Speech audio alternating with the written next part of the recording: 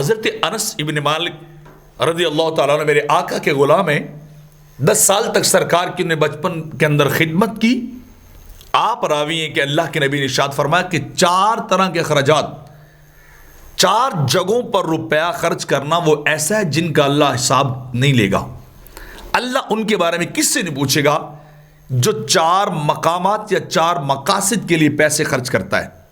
ان میں سے پہلا، والدین کے لیے خرچ کیا جانے والا روپیہ پیسہ جو آپ اپنے باپ پہ خرچ کرتے ہیں، اپنی ماں پہ خرچ کرتے ہیں، اپنے والدین کی ضروریات کو پورا کرتے ہیں.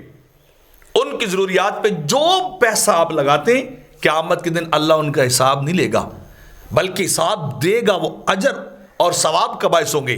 یہ نہیں پوچھا جائے گا کہ یہ پیسہ تم نے کیوں اور کیسے اور کہاں خرچ کیا. یہ نہیں ہوگا. وہ پیسہ جو باپ پہ خرچ کیا ہو، ماں پہ خرچ کیا ہو، جو ان دونوں پہ خرچ کیا ہوگا، ان کے بارے میں کوئی سوال نہیں ہوگا انسان سے. اور دوسرا، افطار یعنی رمضان مبارک کے روزے افطار کے لیے جو پیسہ خرچ کیا جاتا ہے اس پہ بھی اللہ حساب نہیں لیتا.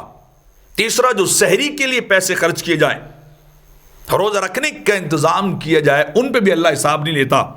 اور چوتھی چیز، جو روپیہ پیسہ انسان اپنے بچوں پہ خرچ کرتا ہے، اہل خانہ پہ خرچ کرتا ہے، بچوں کی تربیت پہ، بچوں کے رزق پہ، بچوں کی تعلیم پہ، ان کو زندگی کو بنانے کے لیے، ان کی ضروریات کو پورا کرنے کے لیے کتنے ہیوی خرچے ہوتے جو انسان کوشش کرتا ہے، پے کرتا ہے. بچوں پر خرچ کیا جانے والا روپے پیسہ ان کی تعلیم کے لیے، ان کی تربیت کے لیے جتنی بھی ان کی ضروریات ہیں بندہ ان کو مہیا کرتا ہے، پرووائڈ کرتا ہے.